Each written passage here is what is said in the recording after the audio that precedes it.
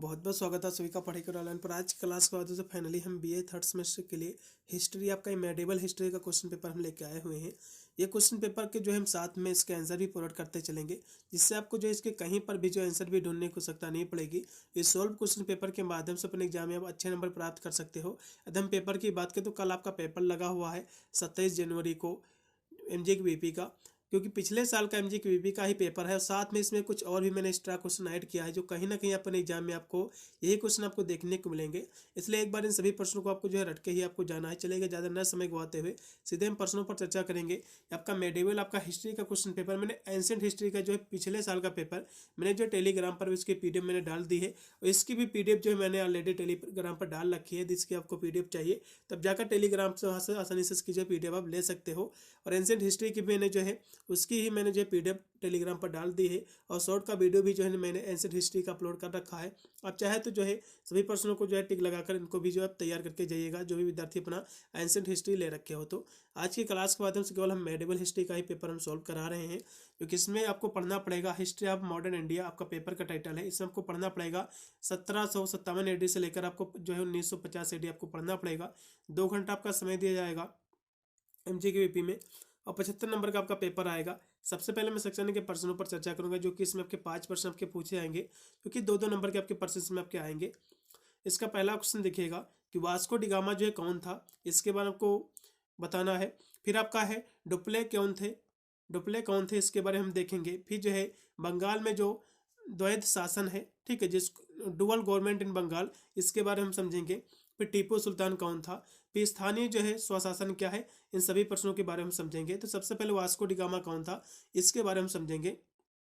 तो Vasco da Gama एक पुर्तगाली नाविक और एक व्यापारी था, और समुद्र के रास्ते भारत पहुंचने का रास्ता खोजने का श्रेय इन्हें ही दिया जाता है। इन्हें भारत की खोज किया था वास्को डिगामा ने ही किया था, क्योंकि पहली बार भारत में यदि कोई बाहरी आदमी आया था तो वास्को डिगामा ही आया था, वो भी जल के माध्यम से। और वास्को डिगामा भारत के में व्यापार करने ये आया था। इससे कुछ महत्वपूर्ण इसके बिंदु दिए, जैसे कि वास्को डिगामा का जन्म हुआ था पुर्तगाल के गांव साइंस मेंस का जन्म हुआ था। वास्को डिगामा ने 8 जुलाई 1497 को भारत की खोज के लिए यात्रा इन्होंने शुरू की थी।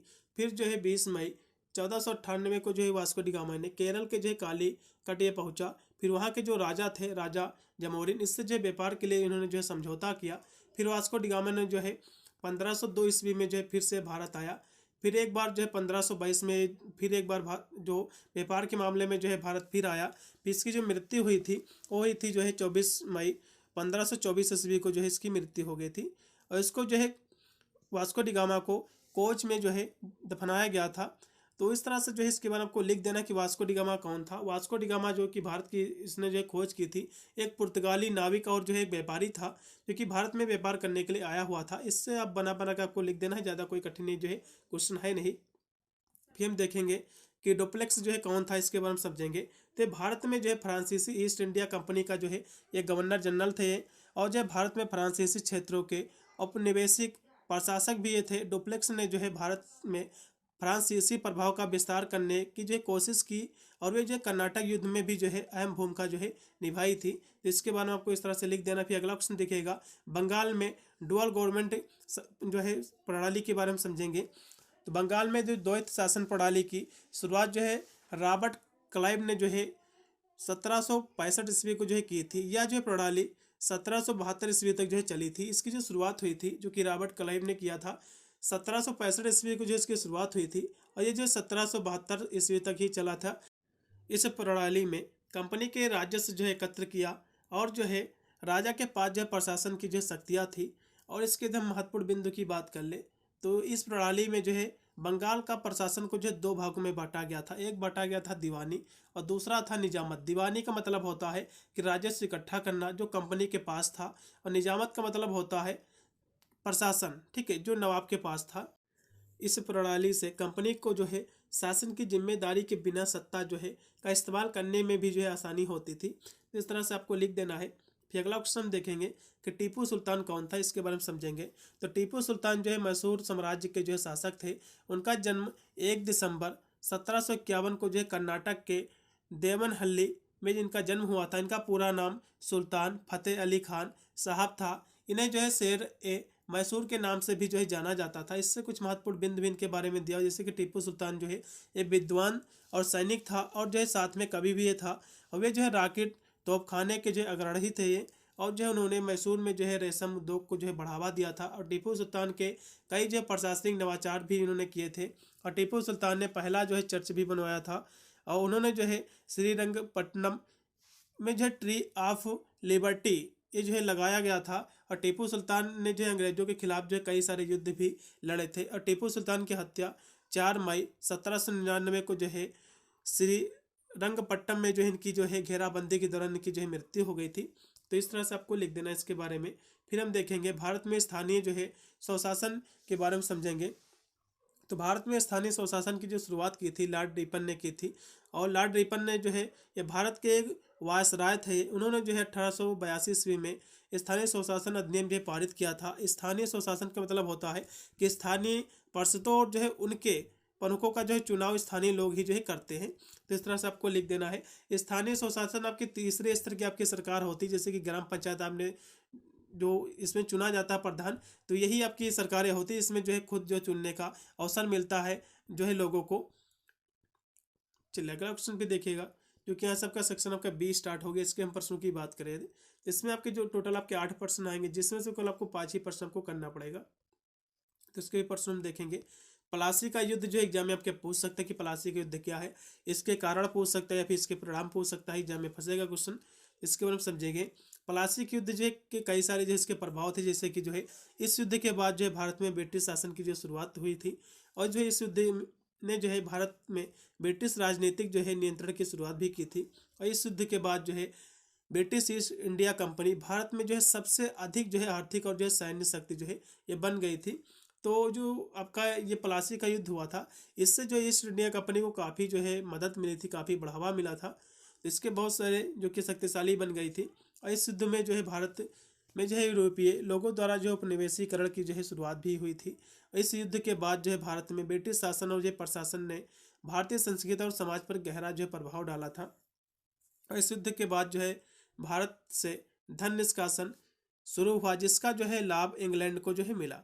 और इस युद्ध के बाद जो है इंग्लैंड में औद्योगिक क्रांति की जो है भी हुई है।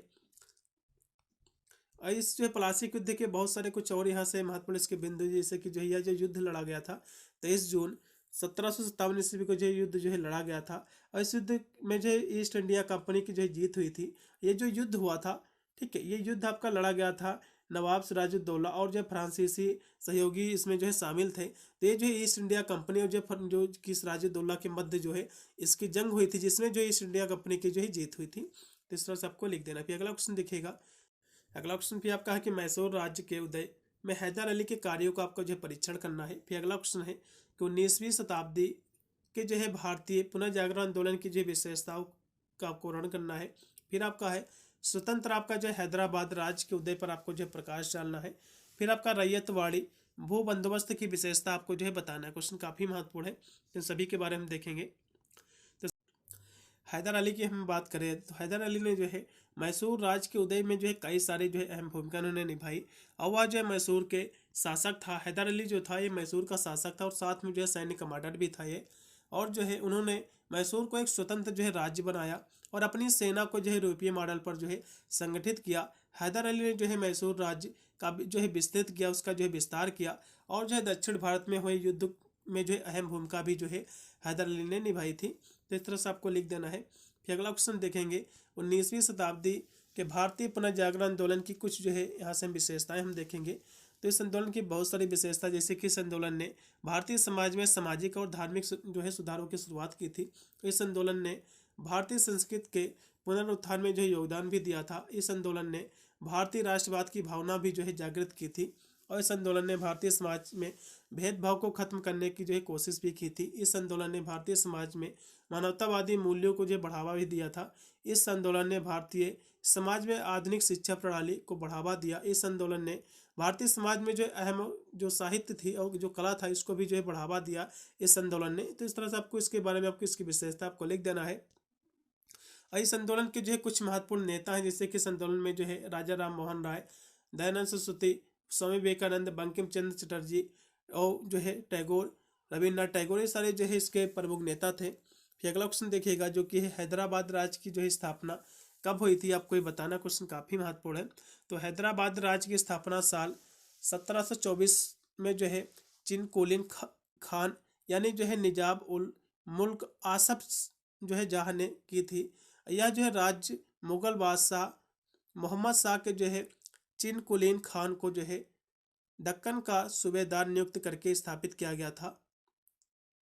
और हैदराबाद को जो है निजाम का शहर और जो है मोतियों का शहर भी जो है कहा जाता है। इससे कुछ महत्वपूर्ण बिंदु जैसे कि हैदराबाद राज्य जो है मुस्लिम राजवंश का जो है इसमें शासक था और यह जो है राज्य हिंदू और मुस्लिम परंपराओं का एक मिश्रण भी था। और हैदराबाद राज्य को 1956 में जो है भाषाई आधार पर आंध्र प्रदेश, बॉम्बे, कर्नाटक में जो है बांटा गया था। और साल 2014 में जो है हैदराबाद को आंध्र प्रदेश से अलग करके तेलंगाना राज्य जो है बनाया गया था। और हैदराबाद को जो है भारत में मिलाने के लिए 13 महीने और 2 दिनों का जो है संघर्ष जो है करना पड़ा। और हैदराबाद को जो है भारत में मिलने के लिए सरदार वल्लभ भाई पटेल ने जो है पुलिस कार्यवाही भी की थी। इस कार्यवाही को जो है ऑपरेशन पोलो के नाम से जो है इसका जो है नाम दिया गया था। तो इस तरह से आपको लिख देना है। फिर अगला क्वेश्चन देखिएगा रैयतवाड़ी जिसको भू बंदोबस्त कहते हैं ये क्या है, इसके बारे में समझेंगे। तो जो है भू राजस्व वसूलने की एक जो प्रणाली, भू राजस्व मतलब होता है जो जमीन पर जो टैक्स लगता था, जो कर लगता था, तो उसको वसूलने का जो है एक प्रणाली, उसकी एक सिस्टम था। इसे जो है सर थॉमस मुनरो ने जो है 18वीं शताब्दी में जो शुरू किया था। इस प्रणाली में किसानों या जो है रैयत की जमीन का जो है मालिकाना हक दिया जाता था और रैयत को अपनी जो है जमीन पर होने वाले उत्पादक के मुताबिक सरकार को जो है राजस्व देना पड़ता था। तो इस तरह से आपको लिख देना है। फिर अगला क्वेश्चन दिखेगा रैयत भू बंदोबस्त की कुछ यहाँ से विशेषता दी हुई, जैसे कि जो है इस व्यवस्था में जो है किसान को जमीन का जो है मालिकाना हक दिया गया था और इस व्यवस्था में किसानों को जो है जमीन का जो है अनुदान भी दिया गया था। इस व्यवस्था में जमीन का बंटवारा और जो है शुल्क वसूली की जो है व्यवस्था भी होती थी। इस जमीन का जो है सही आकार इस्तेमाल लोकांतरण के जरिए जो है तय किया गया था। और इस व्यवस्था में गांव के प्रमुख स्थानीय अधिकारों रैयतों के जो है संरक्षण भी जो है होते थे। और इस व्यवस्था में जो है जमीन पर लगाया जाने वाला जो कर था इसका भुगतान जो है किसान को ही जो है करना होता था। और जमीन पर लगने वाले करों की दर जो है अनुमानित भूमि उत्पादन के आधार पर जो है तय की जाती थी। और इस व्यवस्था में जमीन पर लगने वाले करों की जो है दर को समय समय पर जो है बदला भी जो है जा सकता था। इस व्यवस्था में जमीन पर लगने वाला करों को जो है का भुगतान जो है करने के लिए असमर्थ रैयतों की जमीन की जो है जब्त भी जो है की जा सकती थी। यानी जो जमींदार यदि जो है कर नहीं देता था, ठीक है, तो उसकी जो जमीन भी जो है जब्त की जा सकती थी, ये भी व्यवस्था थी। और रैयतवाड़ी भू बंदोबस्त की शुरुआत जो है थॉमस मुनरो ने की थी। इसकी शुरुआत 1820 ईस्वी में तमिलनाडु से जो है इसकी शुरुआत हुई थी। इस तरह से आपको लिखना है। फिर अगला क्वेश्चन देखिएगा जो कि F नंबर क्वेश्चन है कि ब्रिटिश भारत में कृषि के जो है वाणिज्यीकरण के कारणों की आपको विवेचना करना है। फिर आपका है 1854 ईस्वी के जो है शिक्षा का चार्ल्स वुड के जो है घोषणा पत्र का आपको जो उल्लेख करना है। फिर कश्मीर में भारत के विलय पर आपको टिप्पणी आपको लिखना है। तो सबसे पहले ब्रिटिश शासन में जो कृषि के व्यवसायीकरण के हम कारण देखेंगे। तो ब्रिटिश सरकार का मकसद था कि जो है भारत से जो है कम लागत पर उत्पाद खरीदा जाए और उन्हें जो है दूसरे देशों में जो है ज़्यादा कीमत पर जो है बेचा जाए। तो ब्रिटिश सरकार का मकसद क्या था कि भारत से जो है सस्ता सस्ता माल खरीदो और जो है दूसरे बाहरी देशों से जो है उसको महंगे दामों पर बेचो, इससे जो है अपना प्रॉफिट जो है कमाओ। फिर है ब्रिटेन में तंबाकू, कपास, चाय और जो है जूट जैसे जो है कच्चे माल की जो मांग थी वो महंग थी। तो यहाँ के जो ब्रिटिश सरकार थी वो क्या थी, तो भारत से जो है कपास हो गया, चाय हो गया, जूट हो गया, तो इसको जो है सस्ते दामों पे खरीदती थी और बाहरी देशों को जो है बेचकर जो है अपना जो है लाभ कमाती थी। तो यही इसके अंदर आपको लिखना है, ठीक है। फिर हम यदि बात करें तो इस सरकार ने जो है नकदी फसलों को जो है बढ़ावा दिया और जो है उनके लिए जो है बाजार भी उपलब्ध जो है कराया। और ब्रिटिश सरकार ने आधुनिक उपकरणों और तकनीकों को जो इस्तेमाल करने के लिए प्रोत्साहित जो है भी किया लोगों को। और जो है ब्रिटिश सरकार ने भूमि सुधार नीति भी लागू की और जिनसे जो है जमींदारों की जो है शक्ति कम हुई और किसानों को जो है ज़्यादा सुरक्षा भी जो है मिली। और ब्रिटिश सरकार ने इन नीतियों से जो है भारत में कृषि का जो है व्यवसायीकरण बढ़ा और नकदी फसलों का उत्पादन भी बढ़ा। हालांकि जो इन नीतियों से भारत में खाद्यान्न में जो है आत्मनिर्भरता जो है कम हुई और कुछ यहाँ से इसके प्रभाव भी दिए हुए हैं। जैसे कि ब्रिटिश सरकार की नीतियों के कुछ प्रभाव भी रहे, जैसे कि ब्रिटिश सरकार ने ड्रिलिंग, कुआं और जो है नहर सिंचाई जैसी जो है नई जो तकनीकी थी इसकी भी शुरुआत जो की थी। और जो ब्रिटिश सरकार ने रेल पटरियों का निर्माण भी करवाया था। जो ब्रिटिश सरकार ने बंगाल में जो है नील की खेती भी जो है शुरू की थी। फिर आपका अगला क्वेश्चन है कि जो 1854 का वुड्स डिस्पैच, जो कि भारत में एक शैक्षिक सुधार के लिए सिफारिश का एक सेट था, जिससे जो चार्ल्स वुड ने भारत के गवर्नर जनरल डलहौजी को भेजा था। इस डिस्पैच को जो है भारत में अंग्रेजी शिक्षा के इतिहास में एक मील का पत्थर जो है माना जाता था। तो जो एक डिस्पैच जो कि एक भेजा गया था, ठीक है, सिफारिश, तो इसमें जो है स्थानीय भाषा और जो है इसकी विशेषता जैसे कि अंग्रेजी, ये जो है जो स्कूल थे, जो कॉलेज थे, इसमें अंग्रेजी का जो है पढ़ाने का माध्यम बनाया गया। इसके माध्यम से और शिक्षा विभाग जो है स्थापित किया गया और जो शिक्षण प्रशिक्षण हो गया, संस्थानों की स्थापना की गई, विश्वविद्यालय की स्थापना की गई और जो अनुदान सहायता की व्यवस्था की गई। महिला शिक्षा के लिए चाहे लोगों को जो है प्रोत्साहित किया गया पढ़ने के लिए। प्राथमिक शिक्षा की जो है सुधार में उसमें भी कार्य किया और जो है खास शिक्षा जैसे कि इंजीनियरिंग हो गया, चिकित्सा, कानून, शिक्षा, इस पर भी जो है जोर दिया गया। तो यहाँ से फिर अगला क्वेश्चन आपका है कि जम्मू कश्मीर का भारत में कब विलय हुआ था। तो 26 अक्टूबर 1947 को जो है जम्मू कश्मीर का भारत में विलय हुआ था। और इस दिन जो है जम्मू कश्मीर के महाराजा हर सिंह ने जो है विलय के दस्तावेज पर जो है हस्ताक्षर किए थे। और जम्मू कश्मीर के विलय के कुछ यहाँ से इसके संबंधित कुछ महत्वपूर्ण बिंदु दिए, जैसे कि जम्मू कश्मीर को पाकिस्तान से बचाने के लिए महाराजा हरि सिंह ने जो है भारत में जो है मदद की थी भारत की। और जो तत्कालीन जो है प्रधानमंत्री जवाहरलाल नेहरू और गवर्नर जनरल लॉर्ड माउंटबेटन ने कहा था कि जो भारत तभी जो है मदद करेगा जब जम्मू कश्मीर भारत में विलय होगा। और विलय के बाद जो है भारतीय सेना ने जो है पाकिस्तान समर्थित सेनाओं के युद्ध से जो है युद्ध किया और जो है कश्मीर से पाकिस्तानी जो लोग थे उसको जो है बाहर कर जो है निकालने का कार्य किया। और जम्मू कश्मीर के विलय दिवस को जो है सार्वजनिक अवकाश घोषित किया गया था। यानी जब जम्मू कश्मीर का विलय हुआ था तो उस दिन से आज तक जो है ये अवकाश घोषित किया जाता है, सार्वजनिक अवकाश घोषित किया जाता है। और इस दिन जो है रैलियाँ निकाली गई थी, पटाखे फोड़े गए थे और भारत का झंडा जो है फहराया गया था। तो इस तरह से आपको लिख देना। फिर अगला क्वेश्चन देखिएगा, यहाँ से आपका सेक्शन सी आपका स्टार्ट हो गया है। इसके हम प्रश्नों की बात करें तो इसमें आपके 4 प्रश्न आएंगे, जो कि आपको 2 प्रश्न आपको करना पड़ेगा। चलिए, इसका पहला क्वेश्चन देखिएगा कि भारत में जो पुर्तगाल के आगमन के पर आपको प्रकाश डालना है, पुर्तगालियों के। और लॉर्ड जो है लिंटन के प्रशासनिक सुधारों की आलोचना की आपको व्याख्या करना है। लॉर्ड लिंटन के जो सामाजिक कार्य है, जो प्रशासनिक सुधार हैं, एक एग्जाम में क्वेश्चन फंसेगा। तो सबसे पहले भारत में पुर्तगाली जो कि आए थे, इसके आगमन के बारे में समझेंगे। तो भारत में पुर्तगालियों का आगमन जो है भारत के यूरोपीय उपनिवेशीकरण की जो है शुरुआत थी। और पुर्तगालियों ने जो है भारत के लिए सबसे पहले सीधी समुद्री मार्ग खोजा था। वास्को डी गामा ने जो है 20 मई 1498 को जो भारत के कालीकट बंदरगाह पर जो है कदम रखा था। और जो है कालीकट के राजा जो कि जमोरिन थे, उनका जो है स्वागत किया था वास्को डी गामा का। इस तरह से आपको लिख देना है। भारत में पुर्तगालियों के आगमन के संबंधित कुछ यहाँ से महत्वपूर्ण बिंदु दिए, जैसे कि जो है पुर्तगालियों ने भारत में व्यावसायिक बस्तियाँ जो स्थापित की थी। और पुर्तगालियों ने जो है भारत में ईसाई धर्म का प्रचार प्रसार भी किया था, क्योंकि पहले जो है भारत में कोई भी जो है धर्म नहीं था, केवल जो है सनातनी धर्म था। जितने भी आपके बाहर से आए, क्योंकि अपने अपने धर्म का जो प्रचार किया, प्रसार किया। फिर अगला देखो, जो कि दिया अगला पॉइंट आपका दिया कि जो है पुर्तगालियों ने भारत में पूर्वी व्यापार का जो है पर अधिकार भी जो है बनाए रखा था। और पुर्तगालियों ने जो है भारत के सैन्य चौकियाँ और बस्तियाँ भी जो स्थापित की थी। और भारत में कई जो है राज्यों के साथ जो है संधियाँ भी की थी। और पुर्तगालियों ने जो है स्थानीय शासकों पर नियंत्रण रखने की जो है कोशिश भी की थी। लॉर्ड लिंटन के प्रशासनिक सुधार एग्जाम में क्वेश्चन पूछा जा सकता है। तो इसकी आलोचना जो है इस वजह से हुई क्योंकि जो है ये दमनकारी थे और इनसे जो है भारतीयों की अभिव्यक्ति की आज़ादी पर जो है असर पड़ा था। लॉर्ड लिंटन के जो है शासनकाल में जो है लागू किए गए कुछ कानून और नीतियाँ जो है आलोचना इस प्रकार है। इनके कानून में जो है भारतीय शस्त्र जो है अधिनियम जो कि 1878 को लागू किया गया था। और वर्नाकुलर प्रेस एक्ट भी जो लागू किया गया था 1878 ईस्वी को।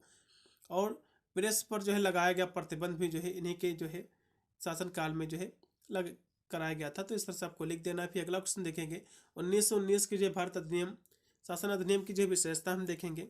फिर भारत में जो है देशी रियासतों के विलय में जो सरदार वल्लभ भाई पटेल की क्या भूमिका थी, इसके बारे में हम समझेंगे। तो सबसे पहले भारत जो है सरकार अधिनियम 1919 जो कि मार्टेंगो चेमफोर्ड सुधार भी जो इसको कहा जाता है, इस अधिनियम की कुछ महत्वपूर्ण यहाँ से विशेषता दी हुई हैं, जैसे कि इस अधिनियम ने जो है केंद्रीय और प्रांतीय विषयों को जो अलग अलग किया था। और इस अधिनियम ने जो है डुअल आपकी जो है शासन प्रणाली की जो है शुरुआत भी जो है की थी।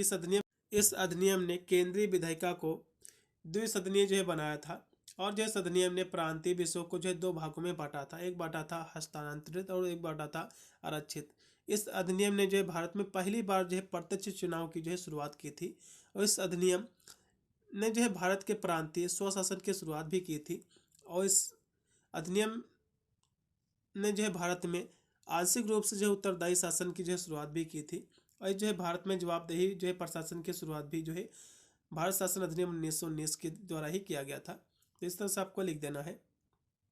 फिर अगला क्वेश्चन है कि जो है आज़ाद भारत में देशी रियासतों को जो है मिलाने में सरदार वल्लभ भाई पटेल का जो है काफ़ी अहम योगदान रहा है।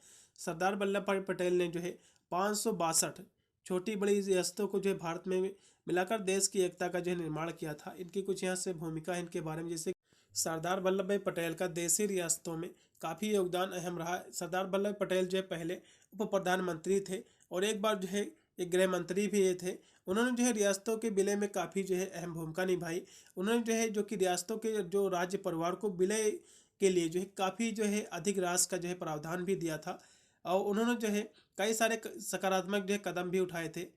और रियासतों के जो विलय में सरदार वल्लभ भाई पटेल के यदि हम योगदान की बात कर ले, उन्होंने जो है जम्मू कश्मीर, जूनागढ़, हैदराबाद को जो है छोड़कर सभी रियासतों को जो है भारत में मिलाया था। और जूनागढ़ को जो है 9 नवंबर 1947 को भारत में मिलाया गया था। और हैदराबाद में जो है 13 सितंबर 1948 को जो है भारतीय सेना ने प्रवेश किया और जो है निजाम ने जो है आत्मसमर्पण कर दिया था। और सरदार वल्लभ पटेल के जन्म दिन पर जो है जो कि 31 अक्टूबर का जन्म हुआ था, इसको जो है राष्ट्रीय एकता के रूप में जो है घोषित किया गया था। अभी भी जो है राष्ट्रीय एकता के रूप में जो है मनाया जाता है। फिर अगला क्वेश्चन देखेंगे कि आर्य समाज के बारे में समझेंगे। आर्य समाज की जो है जो कि एक हिंदू सुधार आंदोलन था, इसकी स्थापना 10 अप्रैल 1875 ईस्वी को स्वामी दयानंद सरस्वती ने किया था बॉम्बे में। आर्य समाज का मतलब था संस्कृत में जो है नोबेल सोसाइटी था। आर्य समाज के बारे में कुछ यहाँ से महत्वपूर्ण बिंदु दी, जैसे कि जो आर्य समाज ने जो है वेदों की मान्यताओं पर आधारित मूल्यों और जो है प्रथाओं को जो है बढ़ावा दिया था। आर्य समाज में जातिवाद, ब्राह्मणों के प्रभुत्व, अस्पृश्यता, छुआछूत, बाल विवाह, सती प्रथा, बाहिर विवाह का विरोध इसमें जो है किया गया था। आर्य समाज में जो है विधवा पुनर्विवाह, पहले क्या था कि जो है जो जिस स्त्री का पति मर जाता था तो दोबारा शादी नहीं कर सकती थी। इस जो है आर्य समाज की स्थापना के बाद जो है एक जो है कह सकते हो जो है विधवा पुनर्विवाह और अंतरजातीय विवाह को जो है बढ़ावा इसमें मिला था, ये कर सकती थी। और आर्य समाज में जो है महिला सशक्तिकरण के लिए जो काफ़ी कदम जो है कार्य किए गए थे। और आर्य समाज ने जो है वैदिक साहित्य और ज्ञान को जो है जन जन तक जो है पहुँचाने के लिए काम किया था। आर्य समाज ने कई जो है मिशनों का निर्माण किया, जैसे कि जो है अनाथालय और जो है विधवाओं के घर। आर्य समाज ने जो स्कूल और कॉलेजों का एक जो है नेटवर्क भी जो है स्थापित किया था। आर्य समाज के कई जो सदस्य ने आज़ादी भी जो है की लड़ाई में जो है हिस्सा लिया था। तो इस तरह से आपको लिख देना है। तो आर्य समाज की स्थापना स्वामी दयानंद सरस्वती ने किया था। कब किया था? इसकी स्थापना जो हुई थी 10 अप्रैल 1875 ईस्वी को दयानंद सरस्वती ने मुंबई में किया था इसकी स्थापना। इस तरह से आपको लिख देना, एग्जाम में क्वेश्चन फंसेगा। आर्य समाज की स्थापना किसने किया था? फिर जो है भारत विभाजन के जो कारण हम देखेंगे तो भारत विभाजन के बहुत सारे कारण थे, जैसे कि धार्मिक मतभेद था और राजनीतिक असहमति भी थी और ब्रिटिश सरकार की नीतियाँ भी थी।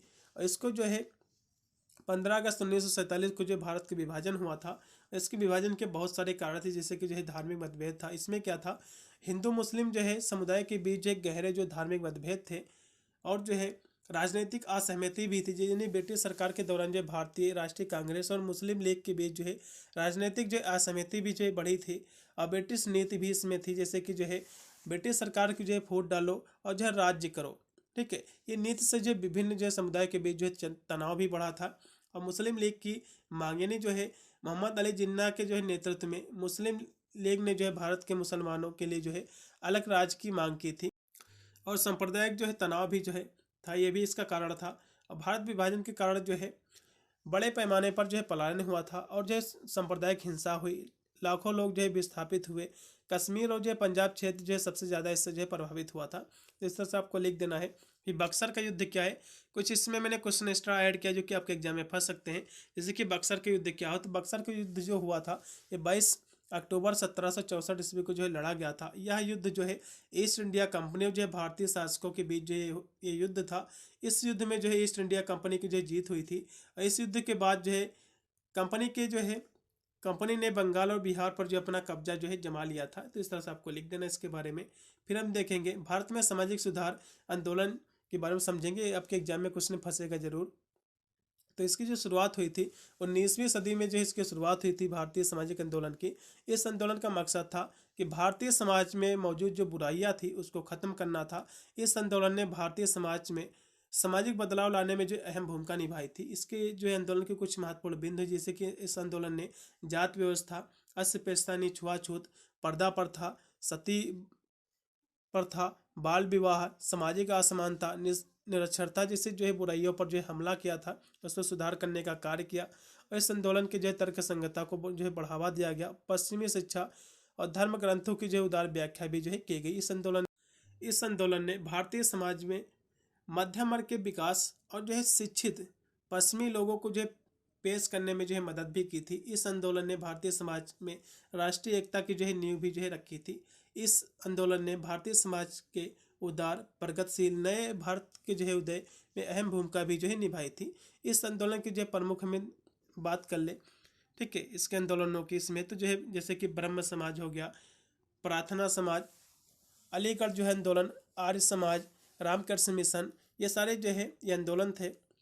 अगला क्वेश्चन फिर देखिएगा कि अगला क्वेश्चन आपका है कि स्थायी बंदोबस्त क्या है। स्थायी बंदोबस्त जो है ईस्ट इंडिया कंपनी और जो है बंगाल के जमींदारों के बीच जो कर यानी जो टैक्स था उसको वसूलने से संबंधित एक जो स्थायी व्यवस्था हेतु जो है एक सहमति समझौता था, जिसे जो है बंगाल में जो है लॉर्ड कॉर्नवालिस द्वारा जो है 22 मार्च 1793 ईस्वी को जो है लागू किया गया था। इस तरह से आपको लिख देना है। फिर लॉर्ड रिपन के जो है भारत में जो है सामाजिक सुधार के बारे में देखेंगे, इनके कौन कौन से जो है सामाजिक सुधार इन्होंने किए थे। तो इन्होंने जो है स्थानीय स्वशासन, शिक्षा, कारखाना अधिनियम और जो है आर्थिक सुधार जो इसमें शामिल है। लॉर्ड रिपन ने जो है के सुधारों की हम बात कर ले तो इन्होंने जो है स्थानीय स्वशासन इन्होंने जो है स्थानीय स्वशासन का जो है निर्माण किया था। लॉर्ड रिपन ने जो है स्थानीय स्वशासन को जो बढ़ावा दिया। उन्होंने जो है ग्रामीण इलाकों के स्थानीय बोर्ड बनाए और नगर पालिका परिषदों की जो है स्थापना भी जो है की थी। शिक्षा की हम बात करें तो शिक्षा के बारे में भी जो है काफ़ी कार्य किया है लॉर्ड रिपन ने। लॉर्ड रिपन ने जो है शिक्षा के क्षेत्र में जो है काफ़ी सुधार किया। उन्होंने जो है सर विलियम हंटर की अध्यक्षता में एक जो है शिक्षा आयोग की जो है गठित किया था, उसकी स्थापना किया था। कारखाना अधिनियम, इन्होंने जो है कारखाना अधिनियम जो है पारित किया था। इस अधिनियम के तहत जो है 7 साल के जो है कम उम्र के बच्चों को जो है काम करने की जो है अनुमति नहीं थी। वर्नाकुलर एक्ट भी जो है इन्हीं के द्वारा जो है किया गया था। लॉर्ड रिपन ने वर्नाकुलर प्रेस एक्ट को जो है रद्द किया और इससे जो है भारतीय भाषाओं के जो है समाचार पत्रों को जो है अंग्रेजी समाचार पत्रों के बराबर जो है आज़ादी मिली थी। लॉर्ड रिपन ने जो है आर्थिक सुधार के रूप में भी कार्य किया था। एल्बर्ट बिल भी जो इन्होंने पेश किया था, तो इस तरह आपको लिख देना है। फिर लॉर्ड कर्जन के बारे में जो है हम सामाजिक सुधार के बारे में समझेंगे।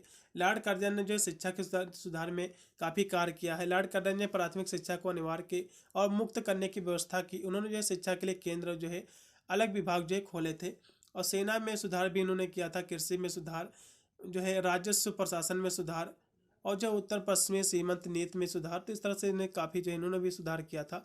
और करों में जो है कमी, जो टैक्स लेते थे उसकी जो है कमी भी जो है टैक्सों की जो है कमी में जो है कार्य किया था, टैक्स जो है कम करवाए थे। फिर अगला ऑप्शन देखेंगे 1857 की क्रांति के कारण, इसके परिणाम हम देखेंगे। एग्जाम में पूछा जा सकता है। इसके बहुत सारे कारण थे, जैसे कि ईस्ट इंडिया कंपनी का जो अन्यायपूर्ण जो शासन था और विस्तारवादी नीतियाँ और प्रशासनिक नवाचार, आर्थिक शोषण, ये सारे इसके जो है 1857 की क्रांति के कारण थे। और जो है राइफल और कारतूस में जो है सुअर और जो है गाय की चर्बी लगाना, ये भी जो है इसके कारण थे। इसके परिणाम की हम बात कर ले तो ईस्ट इंडिया कंपनी का जो है हम बात कर ले तो ईस्ट इंडिया कंपनी का जो है शासन खत्म हुआ। इसके परिणाम की बात करेगा तो आपको जो है इसमें ईस्ट इंडिया कंपनी का जो है शासन खत्म हो गया था।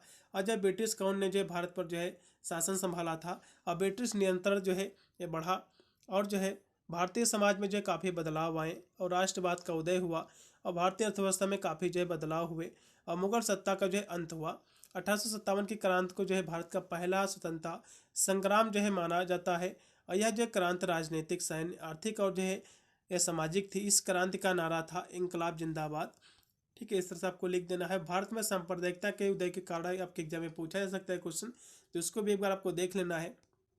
तो भारत में सांप्रदायिकता के उदय के कारण बहुत सारे, जैसे कि अंग्रेजों की जो है फूट डालो, राज करो नीति, ये भी इसका एक कारण था। और धार्मिक आधार पर जो है राजनीतिक है ये जो है लाभ हासिल करना, और जो है अशिक्षा और जो है आर्थिक असमानता भी जो है इसका एक कारण था।